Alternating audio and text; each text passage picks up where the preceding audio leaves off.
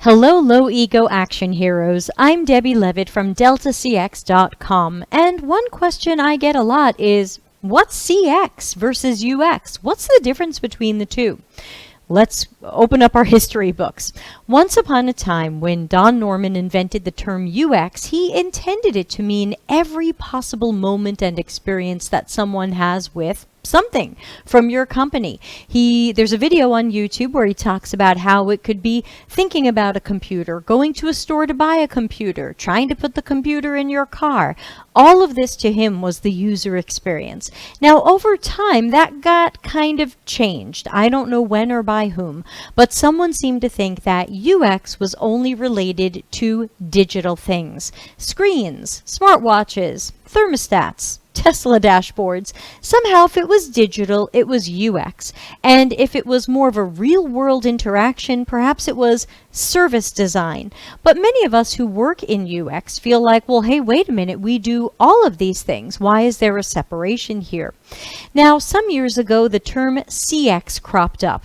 Customer experience. And you might say, customer, user, what's the difference? They're all people who might do business with our company. The definition of customer experience tends to be that full arc and umbrella of every interaction a company can have with a potential or current customer of some sort. So that would mean if you are checking into a hotel, your hotel experience, that's part of your CX. So again, people differentiate between CX and UX, but not really for amazing reasons. And many of us in UX are finding that UX has a branding problem. Many people just don't understand UX. They don't understand what it is. And they tend to boil it down to the simplest thing, like UX is sketching what a screen looks like. Well, wow, can't anybody do it? And there go our jobs. So because we have this branding problem, we're faced with some questions. Do we try to re-educate people on what UX is? Or do we switch to another term? I thought about this, and I thought it would be harder to re-educate people on UX, tell them that what they thought it was is wrong, and try to redefine it and have everybody buy in.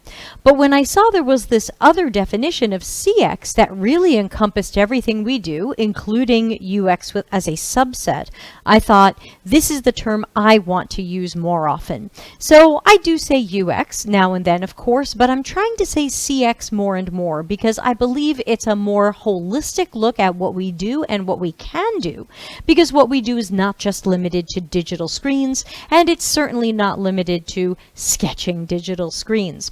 So, to some people, CX and UX are very different things. People love to put up Venn diagrams on LinkedIn and try to tell you what things are. But in reality, CX and UX can absolutely be the same thing, but there are other workers at our company that might perceive this differently. And I think we will be perceived with a little more understanding and respect if we shift into CX.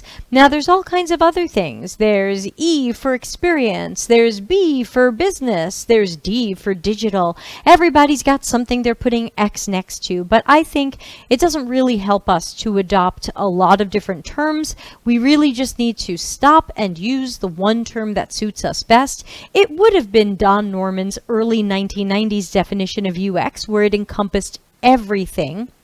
But since that has changed and now CX means everything and UX means this, I think it will benefit us to say CX more and more. We don't necessarily have to mean something different by it, but it's a signal to ourselves, it's a signal to our company and our coworkers, and I think CX, based on current definitions, is a better way to go. So thanks for all those who asked that. I hope that helps. And of course, won't you please usability test the subscribe button and ring that bell so you can know when we're live and when we have more videos. And also, please empathize with the like button. Press like and let the YouTube algorithm know that you like stuff like this and people like you should see it. So thanks again, Low Ego Action Hero, and I hope to see you again soon in another video.